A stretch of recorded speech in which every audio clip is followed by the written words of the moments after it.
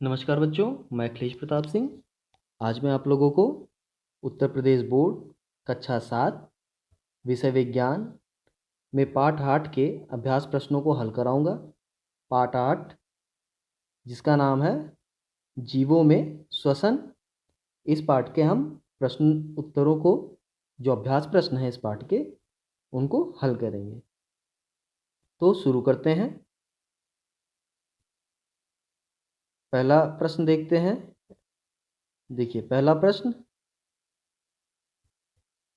ये देखिए, कॉकरोच में श्वसन होता है। तो कॉकरोच में श्वसन कैसे होता है? कॉकरोच में श्वास रंध्र होते हैं, उन्हीं के इस्तेमाल से श्वसन कॉकरोच करते हैं। अगला देखते हैं, श्वासोच्छ्वास में किसकी भूमिका नहीं होती? श्वासोच्छ्वास मतलब कि जब हम सांस लेते हैं और निकालते हैं तो इसमें किसकी भूमिका नहीं होती? तो जो पसलियाँ होती हैं, जो फेफड़ों को सुरक्षित करती हैं, जो हड्डियाँ होती हैं ना, सीने के ऊपर जो हड्डियाँ हमको महसूस होती हैं, उन्हीं को पसली कहते हैं। तो वो हड्डियों का उसमें कोई रोल या कोई भूमिका नहीं होती, वो सिर्फ हमारे फेफड़ों को सुरक्षित करते हैं। अगला देखते हैं, गा। सी के आकार के छल्ले जैसी संरचना होती है। तो सी आकार के जो छल्ले जैसी संरचना होती है वो श्वास नली में होती है। कहाँ होती है? जो श्वास नली होती है, जो हमारे नाक से होते हुए अंदर, जो अंदर नली होती है वो हमारे फेफड़ों से जुड़ती है। तो उसी नली में सी आकार की संरचना होती है। प्रश्न नंबर 2 देखते हैं। प्रश्न नंबर 2 का पहला, नासिका की गुहा को कहते हैं, क्या कहते हैं? नासा गुहा कहते हैं। दूसरा, नासा गुहा की दीवार पर ग्रंथियां होती हैं। कौन सी ग्रंथि होती है? श्लेष्म ग्रंथि होती है। जो नाक में चिपचिपा पदार्थ होता है वो कहाँ से आता है? श्लेष्म ग्रंथि से। तीसरा देखते हैं, व्यायाम करते समय श्वसन दर बढ़ जाती है। जब हम तेज़ दौड़ते हैं या कोई भारी काम करते हैं तो क्या होता है? हम तेज़ी से सांस लेने लगते हैं, उसी को कहते हैं श्वसन दर बढ़ जाना। अगला देखते हैं, कॉकरोच द्वारा श्वसन करता है। तो किससे करता है? श्वास रंध्र। कॉकरोच में श्वास रंध्र होते हैं, उन्हीं का इस्तेमाल करके श्वसन करता है। आखिरी देखेंगे, श्वसन क्रिया में ऊर्जा होती है। तो यहाँ पे क्या भरा जाएगा? यहाँ पे हमारा भरा जाएगा क्या? मुक्त होती है। मुक्त होती है। यहाँ पे देख लीजिए एक बार फिर से, क्या भरेंगे यहाँ पे? यहाँ लिख दे रहा हूँ मैं, देखिए यहाँ पे भरा जाएगा मुक्त। यहाँ पे साफ साफ लिख दे रहे हैं, देख लीजिए,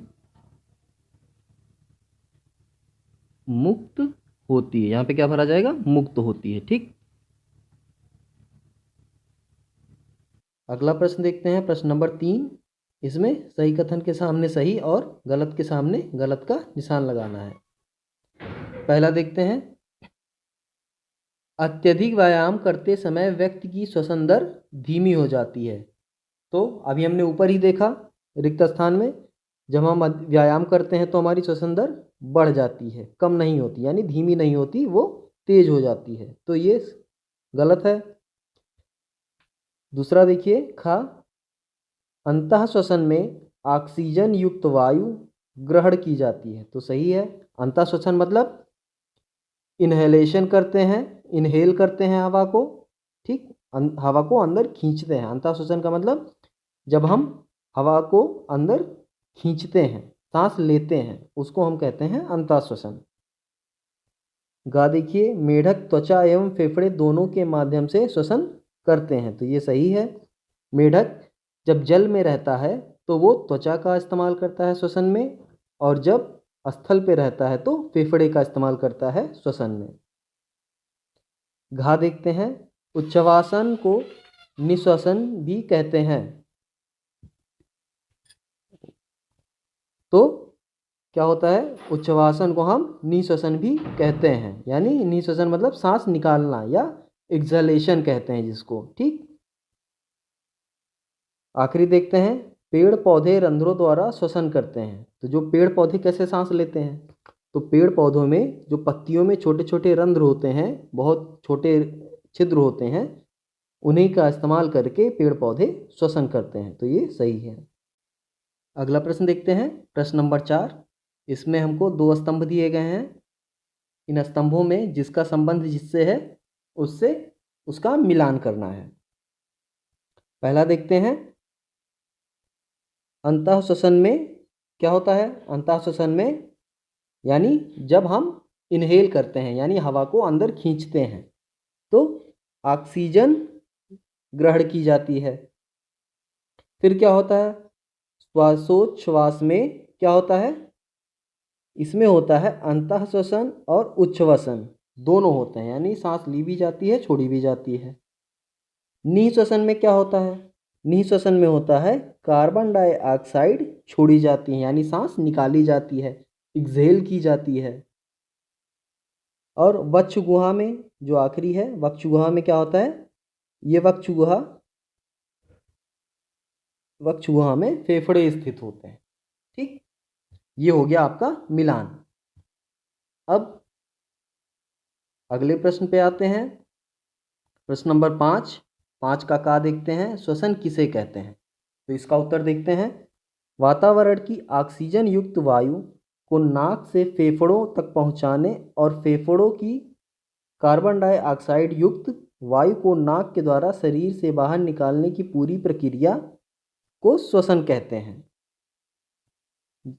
ठीक है, यानी जो सांस हम लेते हैं और सांस जो हम छोड़ते हैं, इस क्रिया को श्वसन कहते हैं।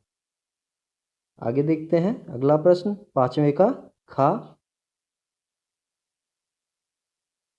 श्वासोच्छ्वास से आप क्या समझते हैं।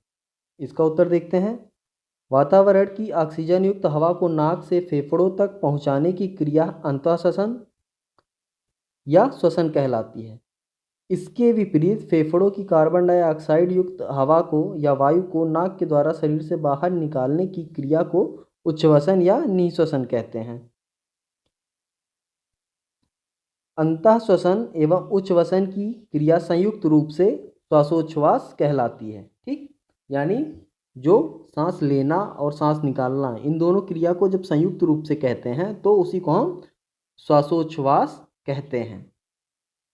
यानी अंतःश्वसन इनहेलेशन प्लस एक्सहेलेशन या उच्छ्वसन। ठीक, इन दोनों को मिला के जब कहते हैं या एक साथ कहते हैं तो उसी को हम श्वासोच्छ्वास कहते हैं।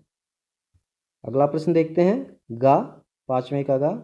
श्वासोच्छ्वास एवं श्वसन में अंतर स्पष्ट कीजिए। अब श्वसन और श्वासोच्छ्वास में अंतर क्या होता है। देखिए, श्वासोच्छ्वास को इंग्लिश में ब्रीदिंग कहते हैं, श्वसन को रिस्पिरेशन कहते हैं। देखिए, इसका उत्तर देखते हैं हम। श्वासोच्छ्वास में अंतःश्वसन एवं उच्छ्वसन की सम्मिलित क्रिया होती है, यानी सांस लेना, सांस खींचना और सांस छोड़ना, ये दोनों क्रिया एक साथ होती हैं। इनको सम्मिलित करके जब बोलते हैं, एक साथ बोलते हैं, तो उसी को श्वासोच्छ्वास कहते हैं, जिसमें ऑक्सीजन को नाक से फेफड़ों तक पहुंचाया जाता है और फेफड़ों की कार्बन डाइऑक्साइड गैस को या वायु को नाक के द्वारा बाहर निकाला जाता है। यह प्रक्रिया श्वसन क्रिया का अंग मात्र है, यानी इसको भी श्वसन, ये जो श्वासोच्छ्वास क्रिया है, ये श्वसन के अंतर्गत आती है। ठीक, आगे देखते हैं श्वसन क्या होता है। देखिए, श्वसन क्रिया में अंतःश्वसन द्वारा ली गई ऑक्सीजन रक्त के माध्यम से प्रत्येक जीवित कोशिका में पहुंचकर उसमें उपस्थित भोज्य पदार्थ को विखंडित करती है। इसके परिणाम स्वरूप ऊर्जा बनने के साथ साथ कार्बन डाइऑक्साइड बनते हैं, और हाँ, एक चीज़ और बनती है, जल भी बनता है, जो निःश्वसन द्वारा शरीर से बाहर निकलती है। यह संपूर्ण प्रक्रिया ही श्वसन है या रिस्पिरेशन है। होता क्या है, जब हम सांस लेते हैं तो ये हमारा श्वासोच्छ्वास की एक क्रिया है, लेकिन साथ साथ यह क्रिया श्वसन के अंतर्गत भी आती है। ठीक, अब सांस अंदर लिए तो ऑक्सीजन हमारे हर कोशिका तक पहुंचना चाहिए। वो कार्य कौन करता है, रक्त के माध्यम से वो कार्य होता है। रक्त हमारा ऑक्सीजन को हर कोशिका तक पहुंचाता है। उसके बाद जो कोशिका के पास कार्बन डाइऑक्साइड होता है वही रक्त उस कार्बन डाइऑक्साइड को वापस लेकर भी फेफड़े के पास आता है, और यहाँ से कार्बन डाइऑक्साइड फिर हम फेफड़े में जो कार्बन डाइऑक्साइड आती है वो हम निकाल देते हैं नाक के द्वारा। तो श्वासोच्छ्वास जब हम सांस लेते हैं और निकालते हैं श्वासोच्छ्वास हो गया, लेकिन श्वासोच्छ्वास एक श्वसन की क्रिया है या उसका एक अंग है। ठीक, चलिए अगला प्रश्न देखते हैं। घा मानव के श्वसन अंगों का सचित्र वर्णन कीजिए। तो ये आप लोग स्वयं करेंगे। ठीक, जब पाठ मैंने आपको पढ़ाया था तो उस पाठ में एक चित्र बना हुआ था, उस चित्र को आप देखेंगे, उसका चित्र आप ठीक से बनाने की कोशिश करेंगे। तो कौन किस भाग को क्या कहते हैं, फेफड़ा कहाँ है, पसली कहाँ है, नासा गुहा कहाँ है, तो ये सारी चीज़ें चित्र बना के आप लोग खुद से दिखाने की कोशिश करेंगे।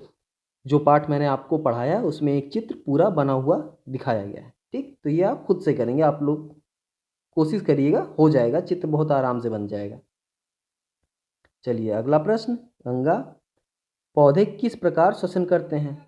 तो मानव श्वसन तो पता है, पौधे कैसे करते हैं, इसका उत्तर देखिए। पौधों की पत्तियों में सूक्ष्म छिद्र होते हैं या सूक्ष्म रंध्र होते हैं, उन्हें रंध्र कहते हैं, जिन्हें रंध्र कहते हैं। रंध्रों से ऑक्सीजन तथा कार्बन डाइऑक्साइड गैस का आदान प्रदान होता है। यानी जब पेड़ को कार्बन डाइऑक्साइड की ज़रूरत होती है तो वो वायुमंडल से उन्हीं रंध्रों का इस्तेमाल करके, जैसे हमारा नाक होता है, नाक में छेद होता है तो हमारा छेद तो दिखता है, लेकिन जो पौधों में होते हैं वो बहुत सूक्ष्म होते हैं, बहुत छोटे छिद्र होते हैं, वो दिखते नहीं आराम से। तो वो उन छिद्रों के द्वारा कार्बन डाइऑक्साइड को खींचते हैं वायुमंडल से और फिर ऑक्सीजन को उन्हीं छिद्रों के माध्यम से वायुमंडल में छोड़ते हैं, निकालते हैं। ठीक, तो पौधे हमारा उल्टा काम करते हैं। जो गैस हम लेते हैं वही गैस पौधे छोड़ते हैं, और जो गैस हम छोड़ते हैं वही गैस पौधे लेते हैं। चलिए अगला प्रश्न देखते हैं अब। प्रश्न नंबर 6। रात्रि में वृक्षों के नीचे क्यों नहीं सोना चाहिए? इसका उत्तर देखिए।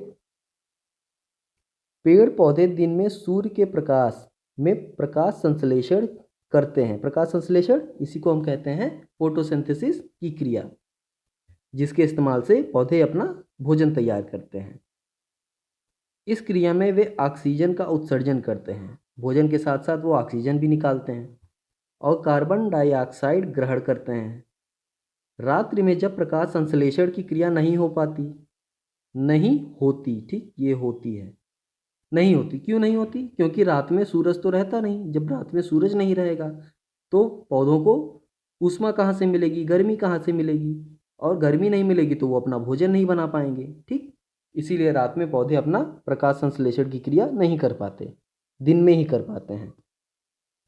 तो ऑक्सीजन की मात्रा वातावरण में कम हो जाती है। क्यों? क्योंकि पौधे ऑक्सीजन बनाएंगे नहीं तो ऑक्सीजन वातावरण में कम हो जाएगा, और साथ साथ कार्बन डाइऑक्साइड वृक्ष द्वारा उपयोग नहीं होने से इसकी मात्रा वातावरण में बढ़ जाती है। अब रात में पौधे कार्बन डाइऑक्साइड लेते भी नहीं, ग्रहण भी नहीं करते हैं, तो लेकिन हम तो कार्बन डाइऑक्साइड छोड़ते रहते हैं, तो वातावरण में कार्बन डाइऑक्साइड की मात्रा बढ़ती जाती है। फिर क्या होता है? कार्बन डाइऑक्साइड एक दूषित गैस है। इसके कारण मनुष्य बीमार हो सकता है या उसका दम घुटने से मृत्यु भी हो सकती है। इसी कारण रात्रि में पेड़ों के नीचे नहीं सोना चाहिए। ठीक, तो यही कारण होता है। अब प्रश्न नंबर 7 पे आते हैं। मछली किस प्रकार श्वसन करती है? सचित्र वर्णन कीजिए। देखिए इसका उत्तर, मछली एक जलीय जीव है जिसमें श्वसन के लिए एक विशेष अंग होता है जिसको कहते हैं क्लोम या गलफड़े, या इन्हीं को हम गिल्स भी कहते हैं। इन्हीं गलफड़ों से मछलियाँ श्वसन करती हैं। इन्हीं गलफड़ों के द्वारा रास्ते से जो पानी ये लोग खींचती हैं, या इनकी गलफड़ों से जो पानी पास होता है उसी पानी में से ये अपने ज़रूरत भर की या अपने जितनी आवश्यकता होती है वो ऑक्सीजन ये खींच लेती हैं, और उसी के बदौलत ये पानी के अंदर भी जीवित रहती हैं। तो ये इसका चित्र है, देख लीजिए। ये मछली जो होती है ऐसे ही एक गलफड़े होते हैं, इन्हीं को क्लोम कहते हैं। ठीक, तो ये इसका चित्र हो गया। अब ये पाठ के सभी अभ्यास प्रश्न आप लोगों के हल हो चुके हैं। सारे प्रश्न आसानी थे क्योंकि पाठ मैंने पढ़ाया था, बहुत अच्छे से, बहुत आराम से समझाया था आप लोगों को। तो अगर एक बार भी कहीं कन्फ्यूज़न है तो आप एक बार पाठ को दोबारा पढ़िएगा, सारे प्रश्न बहुत आसानी से हल हो जाएंगे। ठीक है, तो ये अभ्यास ख़त्म हो गया आपका। अब अगला पाठ हम अगली वीडियो में पढ़ेंगे। तब तक के लिए धन्यवाद।